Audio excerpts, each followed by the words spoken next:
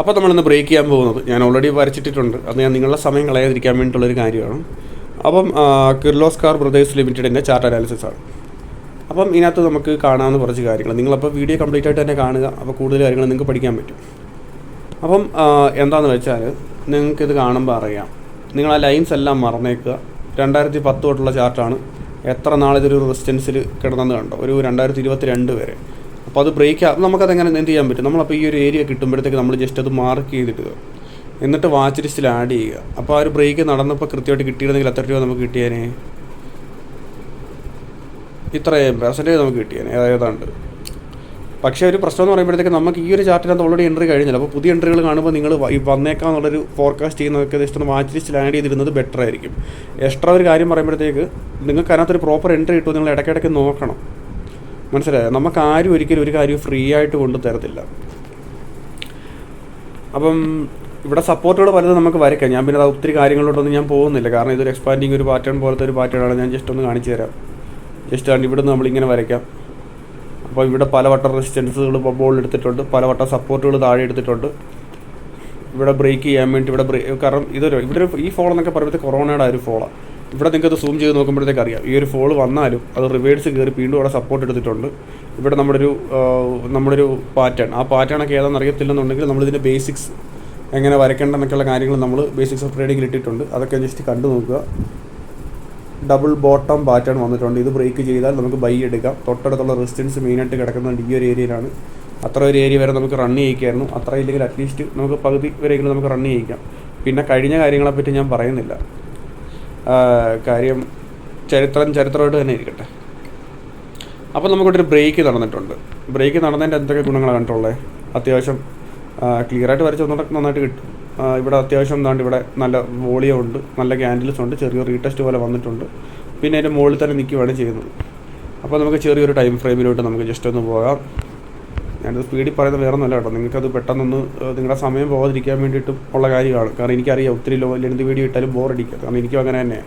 ഇവിടെ നമ്മളൊരു support mark ചെയ്തു, ഇവിടെ നമ്മൾ നല്ലൊരു റെസിസ്റ്റൻസ് മാർക്ക് ചെയ്തു. നമുക്കിത് കാണുമ്പോൾ അറിയാം, സപ്പോർട്ട് റെസിസ്റ്റൻസ് അങ്ങനെ പൊയ്ക്കൊണ്ടിരിക്കും. ഇവിടെ നല്ലൊരു ഫോൾ വന്നിട്ടുണ്ട്.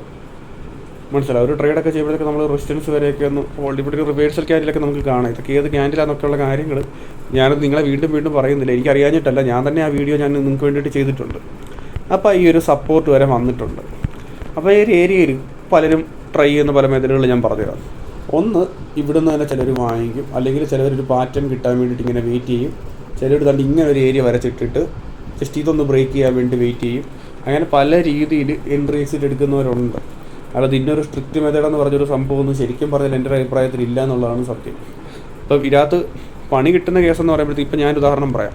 ഇപ്പോൾ ഞാൻ ഇവിടുന്ന് ഒരു ബൈ എടുത്തു, താഴെ നിന്ന് ബൈ എടുത്ത വേറൊരു ബെനിഫിറ്റ് എന്ന് പറയുമ്പോഴത്തേക്ക് നമുക്ക് ചെറിയ സ്റ്റോപ്പ് ലോസ് കിട്ടും. അതായത് ഇവിടെ ഒരു ചെറിയൊരു സ്റ്റോപ്പ് ലോസ് വെച്ച് കയറാം. ഇപ്പോൾ ഇവിടെ നിന്നൊക്കെ ഒരു ഫോൾ വന്നാൽ പിന്നെ താഴോട്ട് പോകും. പിന്നെ വേറൊരു കാര്യം എന്ന് പറയുമ്പോഴത്തേക്ക് നമുക്ക് ഒരു തിരിച്ചൊരു പോക്ക് കൺഫേം ആണെന്നുണ്ടെങ്കിൽ ചെറിയൊരു പാറ്റേൺ വന്നാലേ 100% കൺഫേം ഒക്കെ ആക്കാൻ പറ്റത്തുള്ളൂ. ഞാൻ ചില കേസുകളിലൊക്കെ ഞാൻ ചില എൻട്രി ഞാൻ ഡൗണിൽ നിന്ന് തന്നെ എടുക്കാറുണ്ട്, എൻ്റെ ലോസ് ലിമിറ്റ് ചെയ്തിട്ട്. അത് ഞാൻ നിങ്ങളോട് പറഞ്ഞതേ ഉള്ളൂ, ഒരിക്കലും ചാടിക്കറി വാങ്ങിക്കാനല്ല. എപ്പോഴും ഒന്നിലധികം കൺഫർമേഷൻസ് മിനിമം കിട്ടിയാൽ നിങ്ങളൊരു എൻട്രി എടുക്കാൻ പാടുള്ളൂ എന്ന് ഞാൻ സജസ്റ്റ് ചെയ്യത്തുള്ളൂ. പിന്നെ നമുക്ക് പല ഇംപ്രവൈസേഷനൊക്കെയാണ് പലരും ചെയ്യുന്നത്. ഇപ്പോൾ ചിലപ്പോൾ ഇതിൻ്റെ അടുത്തൊരു മൂവ്മെൻ്റ് ഒക്കെ എങ്ങനെ വരാം, ഇതാ ഇങ്ങനെ പോയിട്ട് ഇവിടെ നിന്ന് ഇങ്ങനെ വന്നിട്ട് ഇവിടെ ഒരു ട്രയാങ്കിൾ പോലെ വന്നിട്ട് ഇവിടുന്ന് ചിലപ്പോൾ ബ്രേക്ക് ചെയ്ത് മുകളിലോട്ട് പോകാം. അല്ലെങ്കിൽ ജസ്റ്റ് ഇങ്ങനെ തന്നെ അങ്ങ് പോയേക്കാം. ചിലപ്പോൾ ഇങ്ങനെ നീണ്ട് കളിച്ച് ചെറിയൊരു താഴെ തത്തി കളിച്ചിട്ട് പിന്നെ പോകാം. പക്ഷേ ഇതിൻ്റെ ഒരു മോശം സിറ്റുവേഷൻ എന്ന് പറയുന്നത് താഴോട്ട് പോകുന്നതാണ്. അതായത് ഇവിടുത്തെ ഒരു 1700 താഴെ പോയാൽ പിന്നെ ഇവിടെ ഈ ഒരു ഏരിയയിലൊക്കെ ചെന്നാൽ എത്ര രൂപ നഷ്ടം വരുമെന്നുണ്ടോ. അപ്പം ഞാനിപ്പോഴും എൻ്റെ ഫാമിലി മെമ്പേഴ്സിനോട് ഞാൻ പറയുന്നത് ചെറിയൊരു സ്റ്റോപ്പ് ലോസ് വെച്ച് തന്നെ കയറുക എന്നുള്ളൊരു കാര്യം. ഞാനൊരു എൻട്രി ഞാൻ നിങ്ങൾക്ക് കാണിച്ചതല്ല, ഞാൻ ഈ ഒരു ചാർട്ട് റാൻഡമായിട്ട് ഞാൻ കണ്ടപ്പോഴത്തേക്ക് എൻ്റെ ഫാമിലിയോട് ഞാനിത് ജസ്റ്റ് സജസ്റ്റ് ചെയ്തതാണ്. അപ്പോൾ നിങ്ങൾക്ക് എല്ലാവർക്കും വീഡിയോ ഇഷ്ടപ്പെട്ടെന്ന് വിശ്വസിക്കുന്നു. ഞാനിപ്പോൾ ജസ്റ്റ് ഇങ്ങനെ ഒന്ന് മൂവ് ചെയ്തൊക്കെ കാണിച്ചു തരാം. അപ്പോൾ നിങ്ങൾക്ക് ഏകദേശം ഒരു ഐഡിയ ഒക്കെ കിട്ടും.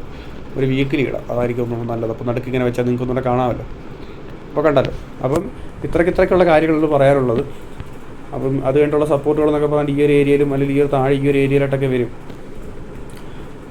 അപ്പം എപ്പോഴും ഓർക്കുക, ഒരു ഡൗൺ ട്രെൻഡ് ഒക്കെ ആകുമ്പോഴത്തേക്ക് ഒരിക്കലും എൻട്രി എടുക്കാതിരിക്കുക. മാർക്കറ്റ് നല്ല ഫേവറബിൾ ആണെന്നുണ്ടെങ്കിൽ മാത്രം നിങ്ങൾ എൻട്രി എടുക്കുക. കാരണം അല്ലെന്നുണ്ടെങ്കിൽ അത് ഭയങ്കര ബുദ്ധിമുട്ടാകും. കാര്യം ക്യാപിറ്റൽ ലോക്കായിപ്പോകും. കാരണം ലോങ് ടൈം ഇൻവെസ്റ്റേഴ്സിനെ പോലെ അല്ല ട്രേഡേഴ്സ് എപ്പോഴും ക്യാപിറ്റൽ ബ്ലോക്ക് ആകാതിരിക്കാൻ നോക്കുക.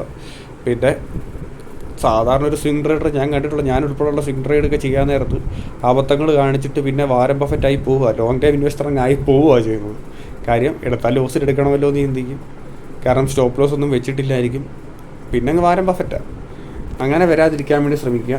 കാര്യം ലോസിൽ എക്സിറ്റ് അടിക്കാനല്ല ഞാൻ പറയുന്നത്, ട്രിക്ക് വൈസായിട്ട് തന്നെ നിങ്ങൾ എപ്പോഴും എൻട്രി എടുക്കുക. എപ്പോഴും നല്ല നല്ല ഷെയറുകൾ വരും. നല്ല അവസരത്തിന് വേണ്ടി വെയിറ്റ് ചെയ്യുക. ഓക്കെ, നല്ലൊരു അവസരം കിട്ടിയാൽ മാത്രം എൻട്രി എടുക്കുക. അത്രയേ ഉള്ളൂ. അപ്പം നമുക്ക് മറ്റൊരു വീഡിയോയിൽ നമുക്ക് കാണാം.